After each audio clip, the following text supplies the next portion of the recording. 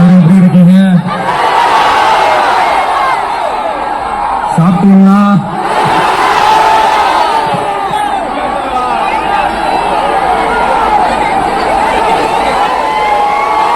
அண்ணா அவர்களுக்கு ஒரு வணக்கம், பெரியார் அவர்களுக்கு ஒரு வணக்கம். இப்ப நான் எந்த மண்ணில் நின்றுட்டு இருக்கிறேன் தெரியுமா? நாகூர் ஆண்டவர் அன்போட நெல்லுக்கடை மாரியம்மன் அன்னை வேளாங்கண்ணி ஆசியோட கடல் தாய் மடியில் இருக்கிற என் மனசுக்கு ரொம்ப நெருக்கமான நாகப்பட்டினம் மண்ணில் இருந்து பேசிட்டு இருக்கிறேன். என் நெஞ்சில் குடியிருக்கும்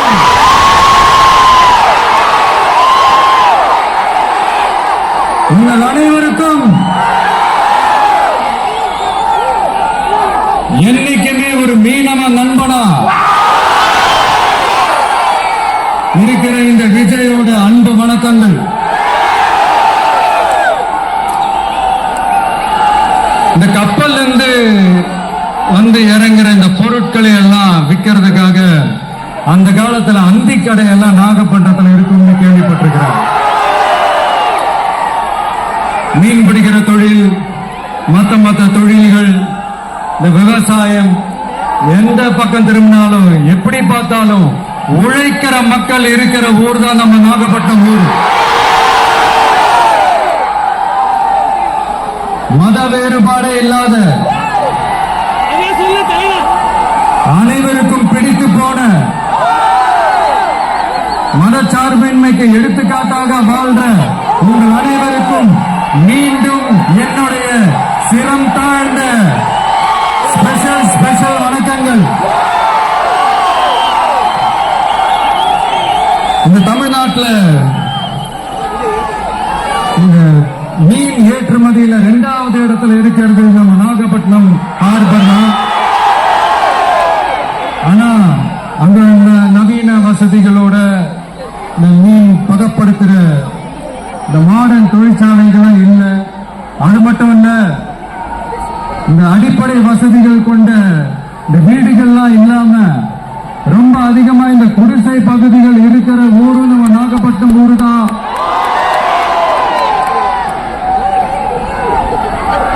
இந்த முன்னேற்றத்திற்கெல்லாம் எங்கள் ஆட்சிதான் சாட்சி.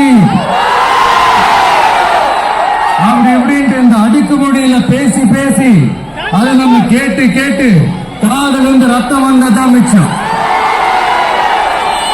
இவங்க ஆண்டது பத்தாதா?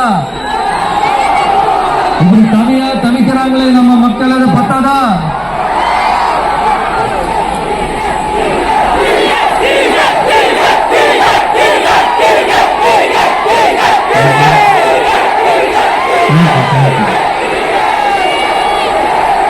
இலங்கை கடற்படையால நம்ம மீனவர்கள் தாக்கப்படுறதையும்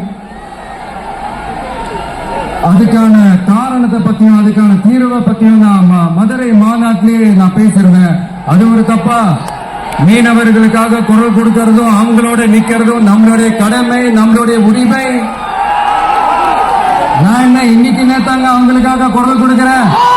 நாகப்பட்டினத்துல 14 வருஷத்துக்கு முன்னாடி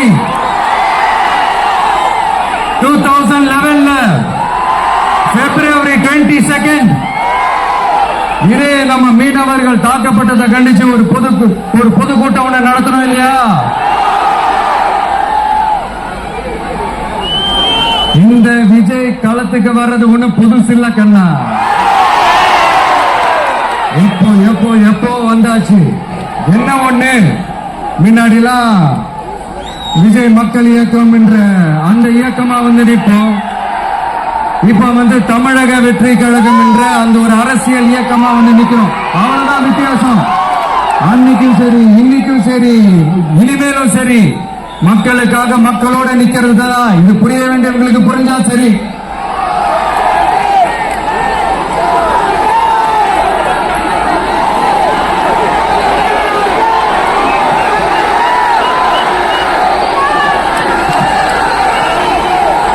மீனவர்களுக்காக குரல் கொடுக்கிற இதே சமயத்துல நம்ம தொப்புள் கொடி உறவுகளான ஈழத் தமிழர்கள் அவங்க இலங்கையில் இருந்தாலும் உலகத்தில் எந்த மூலையில இருந்தாலும் தாய்ப்பாசம் காட்டின தலைவனை இழந்து தவிக்கிற அவங்களுக்காகவும் குரல் கொடுக்கிறது, அவங்களுக்காகவும் நிக்கிறது நம்மளோட கடமை இல்லையா?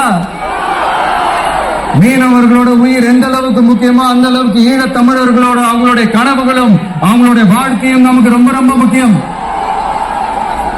நம்ம மீனவர்கள் படுற இந்த கஷ்டத்தை எல்லாம் பார்த்து ஒரு பெருசா ஒரு கடிதம் ஒண்ணு எழுதிட்டு அதுக்கப்புறம் கப்சிப்புன்னு சைலண்டா போறதுக்கு நாம ஒண்ணு இந்த கபட நாடக திமுக அரசும் கிடையாது. மற்ற மீனவர்கள்னா இந்திய மீனவர்கள், நம்ம மீனவர்கள்னா தமிழக மீனவர்கள்.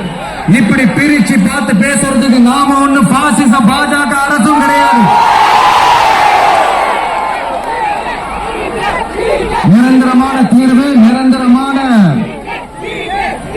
ஒரு ப்ராப்ளத்தை சால்வ் பண்றதுதான் நம்மளுடைய ஒரு முக்கியமான ஒரு அஜெண்டாவே. சரி, இப்ப நம்ம நாகப்பட்டினம் ஏரியாவுக்கு வருவோம்.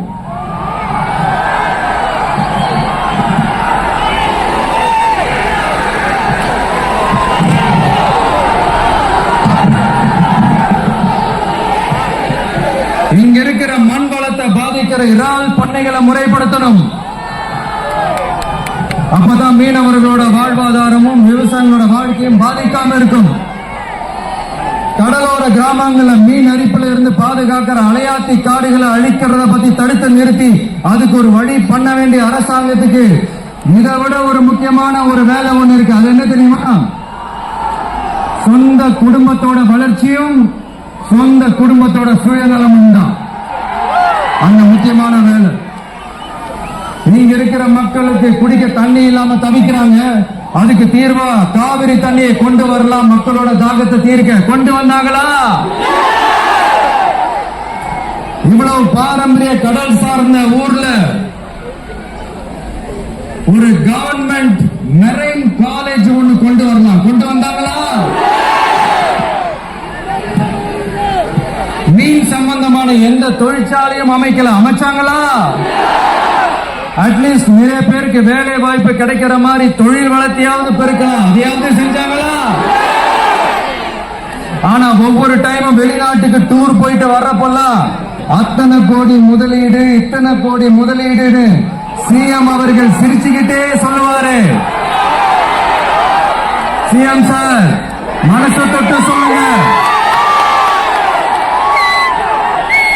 வெளிநாட்டு முதலீடா இல்ல வெளிநாட்டுல முதலீடா? ஒட்டுமொத்த தமிழ்நாட்டுக்கும் முதலீடா இல்ல உங்க குடும்பத்தோட முதலீடு வெளிநாட்டுக்கு போகுதா? வேளாங்கண்ணி, நாகூர், கோடியக்கரைன்னு இங்க இருக்கிற டூரிஸ்ட் பிளேஸ் எல்லாம் கொஞ்சம் நல்லா டெவலப் பண்ணலாம். பண்ணா என்ன குறைஞ்சா போயிடுவீங்க? வேதாரண்யம் பகுதியில் உப்பு ஏற்றுமதி செய்யறதுக்கு வசதியை செஞ்சு கொடுக்கலாம், செஞ்சாங்களா? நாகூர் ஆண்டவர் அரசு மருத்துவமனையில பிரசவம் பார்க்கிற டாக்டரே இல்லையா? நாகப்பட்டினம் புது பஸ் ஸ்டாண்டையாவது சுத்தமா சுகாதாரமா வச்சுக்கிறாங்களா? நாகப்பட்டினம் ரயில்வே ஸ்டேஷன் வேலைகளை சீக்கிரமா முடிச்சு வைக்கலாம், அதையாவது செஞ்சாங்களா? இங்க ஏற்கனவே இருந்த ஸ்டீல் ரோலிங் மில்லையும் ரயில் பெட்டி தயாரிக்கிற தொழிற்சாலை மூடிட்டாங்க. அதை மறுபடியும் திறந்தா நிறைய பேருக்கு வேலை வாய்ப்புகள் கிடைக்கும். ஏன் அதை பத்தி யோசிக்கல? மேலக்கோட்டை வாசல் NH மேம்பாலம் கட்டி 50 வருஷம் ஆச்சு, அது சரியா மேம்படுத்தலாம், அதை செஞ்சாங்களா?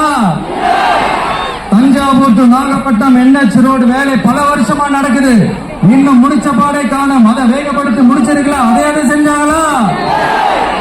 ரொம்ப முக்கியமா நெல்லு மூட்டையெல்லாம் மழை காலத்துல வெள்ளத்துல நனைஞ்சு நம்ம விவசாயம் எவ்வளவு வேதனைப்படுறாங்க, அதுக்கு சரியான ஒரு குடோன் கட்டி தரலாம், அதையாவது கட்டி தந்தாங்களா? எலெக்ஷனுக்கு முன்னாடி திமுக காரங்க வந்து செய்வோம் செய்வோம் செய்வோம் செய்வோம்னு சொன்னாங்களே, செஞ்சாங்களா? இதெல்லாம் எதையுமே செய்யாம எல்லாத்தையும் செஞ்ச மாதிரியே அதையும் பெரியமையா வேற சொல்லுவாங்க. இவங்க. நான் போன வாரம் திருச்சிக்கும் அரியலூர் மாவட்டத்துக்கும் போய் நம்ம மக்களை சந்திக்க போயிருந்தேன். அப்போ பெரம்பலூரும் போக வேண்டியது.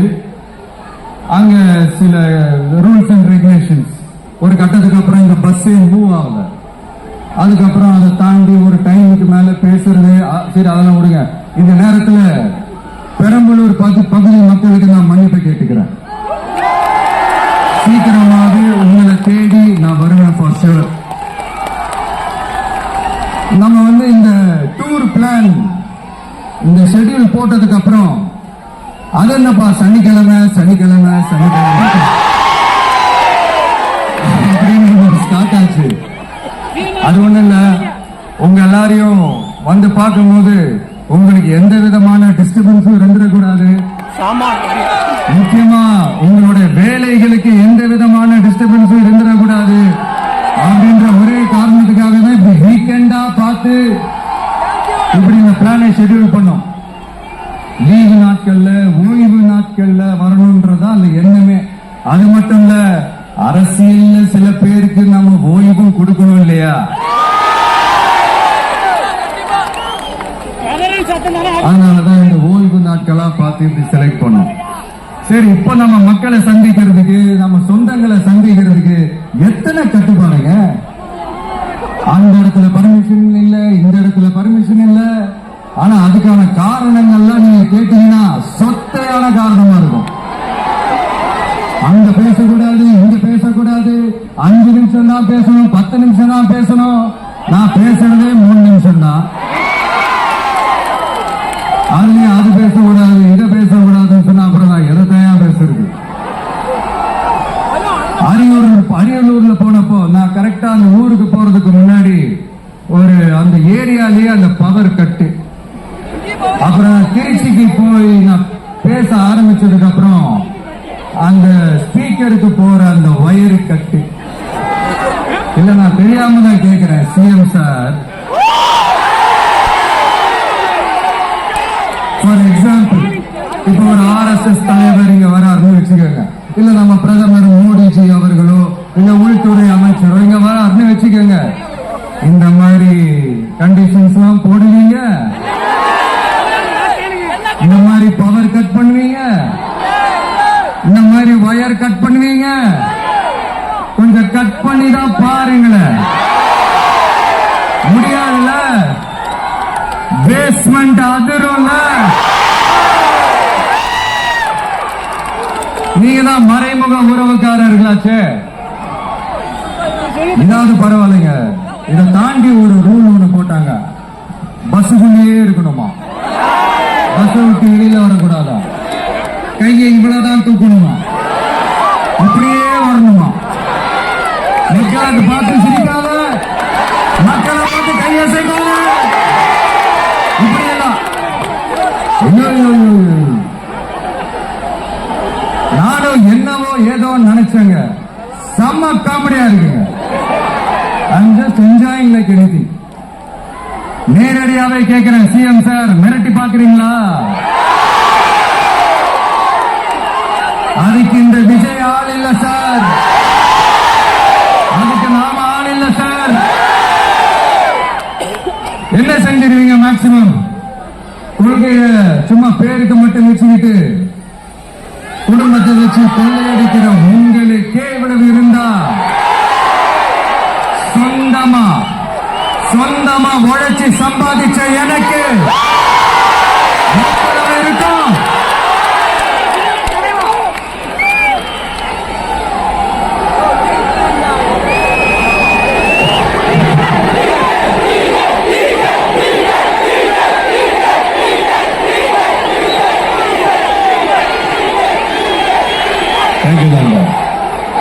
என்ன நாங்க பெருசா கேட்டுட்டோம்? மக்கள் நிம்மதியா ஃப்ரீயா நின்று பாக்குறதுக்கு ஒரு இடம், அதை நாங்க தேர்வு செஞ்சு அதுக்கு பர்மிஷன் கேட்கிறோம். ஆனா நீங்க என்ன பண்றீங்க? அந்த இடத்தையெல்லாம் விட்டுட்டு நெருக்கடியோட, மக்கள் நெருக்கடியோட எங்கெல்லாம் நிப்பாங்களோ அந்த இடமா பார்த்து செலக்ட் பண்ணி தெரியுங்க. உங்க எண்ணம் தான் என்ன சார்? நான் அவங்கள பார்க்க கூடாது, அவங்களோட பேசக்கூடாது, அவங்க குறைகளை கேட்க கூடாது. அவங்களுக்காக குரல் கொடுக்க கூடாது. என்னதான் சார் உங்க எண்ணம்? சரிங்க சார், ஒரு அரசியல் தலைவர் அப்படின்றதெல்லாம் மறந்துருங்க. ஒரு சாதாரண ஒரு தமிழ்நாட்டு மண்ணோட ஒரு மகனா, ஒரு நம்ம தமிழ் மக்களோட ஒரு சொந்தக்காரனா, என் மக்களை, என் குடும்பத்தை, என் சொந்தங்களை நான் பார்க்க போனா என்ன பண்ணுவீங்க? அப்பவும் தடை போடுவீங்களா? வேணாம் சார். இந்த அடுக்குமுறை, இந்த அராஜக அரசியல் வேணாம் சார். நாம ஒண்ணு இங்க தனியால் இல்லைங்க சார். மாபெரும் மக்கள் சக்தியோட பிரதிநிதிங்க சார். மாபெரும் பெண்கள் சக்தியோட சகோதரன் சார். மாபெரும் இளைஞர் இயக்கமா இருக்கிறோம் சார். மறுபடியும் சொல்றேன், 2026 ரெண்டு பேருக்கு நடுவில்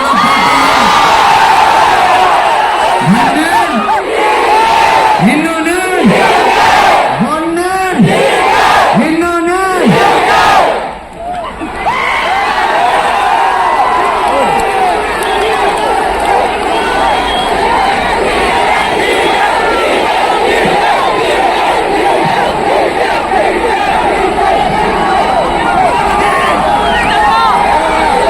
இந்த பூச்சாண்டி வேலையெல்லாம் காட்டுறதை விட்டுட்டு தில்லா கெத்தா நேர்மையா எலெக்ஷனை சந்திக்க வாங்க சார்.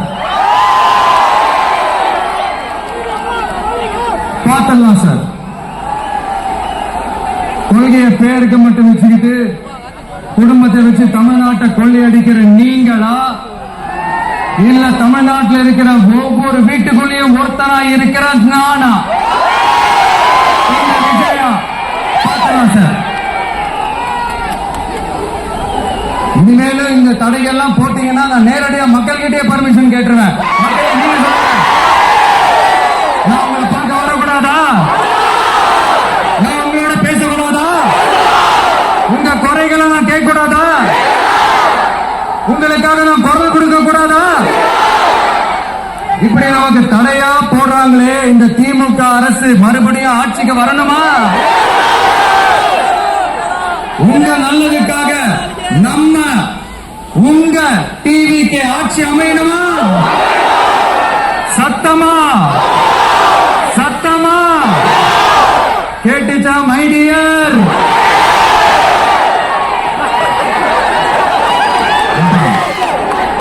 நான் தான் அப்பவே சொன்னல, அவருக்கு ஆசையா பாசமா கூப்பிட்டா பிடிக்க மாட்டாங்க. ஏன் மறுபடியும் கேட்டுச்சா சிஎம் சார்?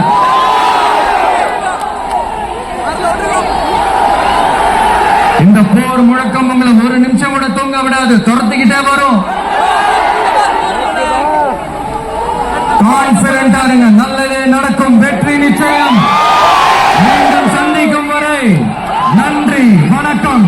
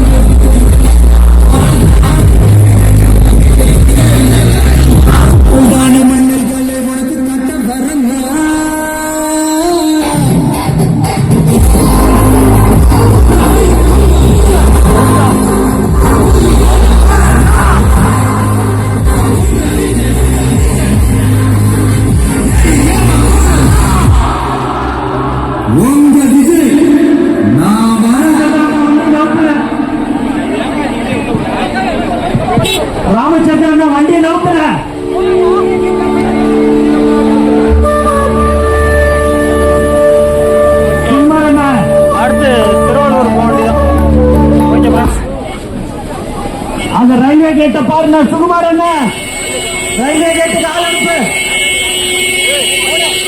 ரயில்வே கேட்டுக்கு போ கொஞ்சம் ஒரு 2 நிமிஷம் எல்லாம் நில்லுங்கப்பா தயவு செய்து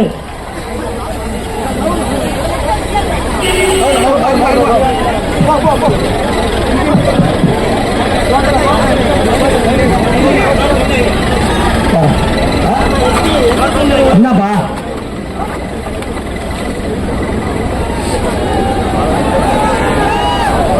ரைட் போங்க சுமார் அண்ணா அப்படியே வண்டியை நோத்துங்க